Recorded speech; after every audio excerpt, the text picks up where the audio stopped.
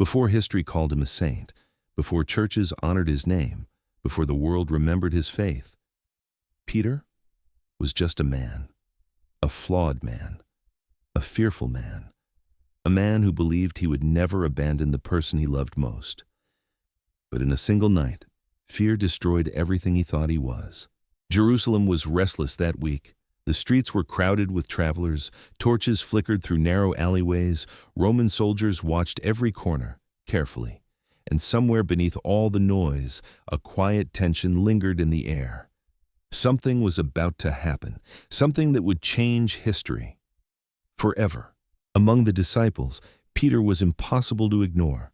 He was loud when others stayed silent, bold when others hesitated, emotional when others hid their feelings.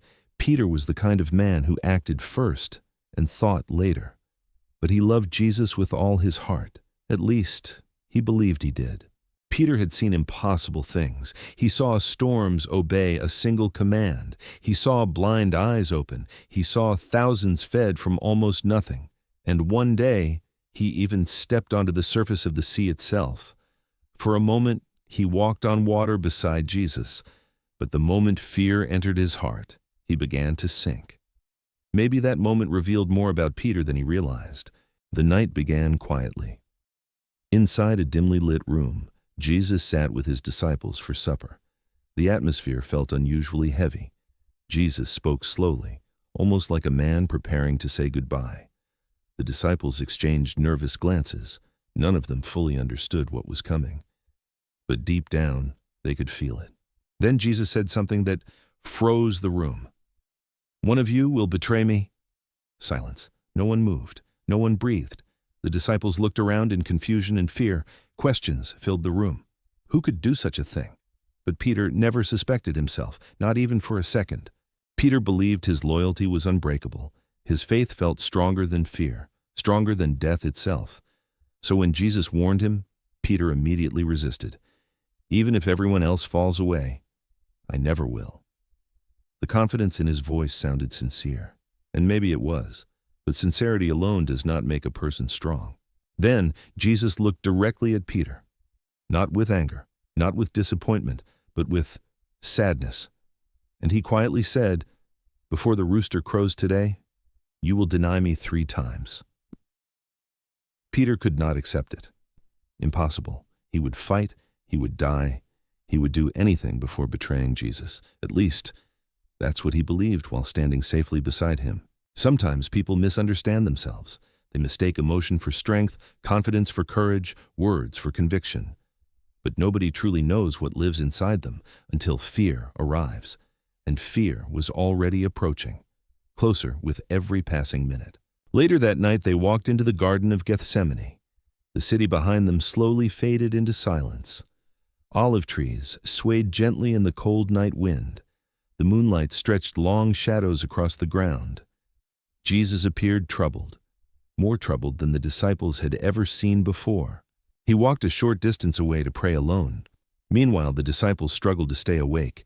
Exhaustion pulled at their eyes, but somewhere in the darkness, torches suddenly appeared, dozens of them, moving toward the garden.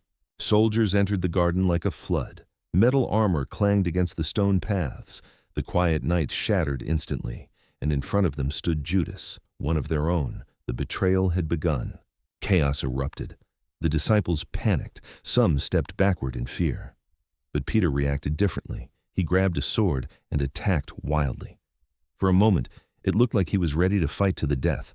Maybe Peter believed this was the moment he had promised Jesus, the moment he would finally prove his loyalty. But Jesus stopped him. No resistance, no war, no escape.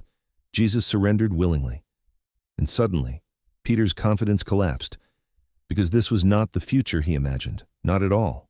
Fear spreads quickly when certainty disappears. The disciples began to scatter into the darkness. One by one, they ran, and eventually, Peter ran too. The man who promised never to leave left. But Peter could not fully walk away. So from a distance, he followed the soldiers through the streets of Jerusalem, carefully, quietly, hidden among the shadows, trying to stay close without being seen. The night air grew colder. Crowds gathered around small fires. Whispers moved through the streets. Jesus was being questioned, mocked, humiliated. and Peter watched helplessly from outside the courtyard, unable to stop any of it. Then someone near the fire looked directly at Peter. Recognition flashed across their face. "You were with him." Peter's heart pounded instantly. The fear he once denied finally arrived, not as a distant idea, but as something real, dangerous, immediate. Peter quickly answered, "I don't know what you're talking about." The words came out almost automatically, a reflex born from fear. Maybe the moment passed quickly, but something inside Peter had already begun to break. A little later, another voice spoke. "You are one of his followers." This time the accusation felt louder. People nearby began paying attention. Peter felt trapped, cornered, afraid, and again he denied it, more firmly this time. "I am not." Fear changes people. It makes survival feel more important than truth, more important than loyalty, more important than love. Peter was no longer thinking about promises. He was thinking about safety, about escaping, about himself. Then came the third accusation. A man stepped closer, studying Peter carefully. "Surely you are one of them." The pressure became unbearable, and Peter snapped. He cursed, denied Jesus completely, and shouted, "I don't know him." Then it happened. A rooster crowed in the distance, sharp, clear, unavoidable, and suddenly time itself seemed to stop. Because Peter remembered every word Jesus had spoken, every warning, every promise he made, broken, all of it broken. And then, through the chaos, Jesus turned and looked at Peter. No anger, no shouting, no condemnation, just a look. A look Peter would remember for the rest of his life. That look destroyed him. Peter stumbled away into the darkness. His chest tightened, his thoughts spiraled, and finally, he collapsed in tears. Not quiet tears, not controlled tears, but the kind that come from a completely shattered soul. Peter had failed publicly, failed completely. The man who once claimed he would die beside Jesus could not even admit he knew him. And perhaps the worst part was this: Jesus had been right all along. Failure has a strange way of changing how people see themselves. After enough shame, people stop believing they are worthy of love, worthy of purpose, worthy of another chance. And Peter probably felt all of it that night. The hours that followed were unbearable. Jesus was beaten, mocked, crucified, and the disciples hid themselves in fear. Everything they believed was collapsing. Hope itself seemed to die on that cross. For Peter, the pain was personal, because his final memory before the crucifixion was not standing beside Jesus, not defending him, not remaining faithful. It was denial, cowardice, failure. Some failures haunt people for years, not because others remember them, but because they remember themselves. Peter probably replayed that night endlessly inside his mind. The fire, the voices, the rooster, the look in Jesus' eyes, again and again. And yet, the story did not end there. Because 3 days later, everything changed. The tomb was empty. Death itself had been defeated, and hope returned where despair once lived. But even after the resurrection, Peter still carried shame. Because forgiveness can feel difficult to accept, especially from yourself. Many people understand that feeling. The fear that one mistake defines your entire identity. Forever. Then one morning by the sea, Jesus appeared again. Not in anger, not to humiliate Peter, but to restore him. The same sea where Peter once left everything behind to follow Jesus became the place where grace found him again. A fire burned nearby, almost painfully similar to the fire beside which Peter denied him, and perhaps that was intentional, because sometimes healing requires revisiting the place where we broke. Then Jesus asked Peter a simple question. "Do you love me?" Not once, 3 times. One question for every denial. Not to shame Peter, but to rebuild him. Slowly, carefully, lovingly. Peter answered through tears and grief. "Lord, you know that I love you."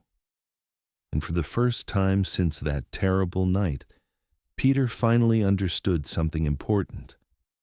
Faith was never about being perfect.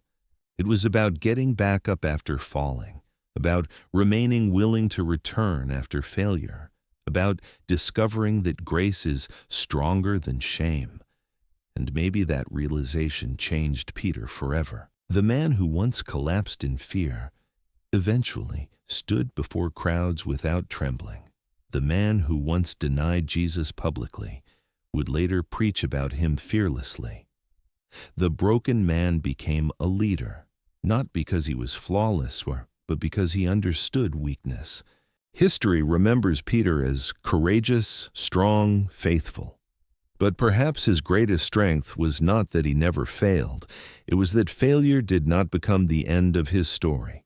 And maybe that is why Peter's story still matters today. Because somewhere, someone watching this feels exactly like Peter once did.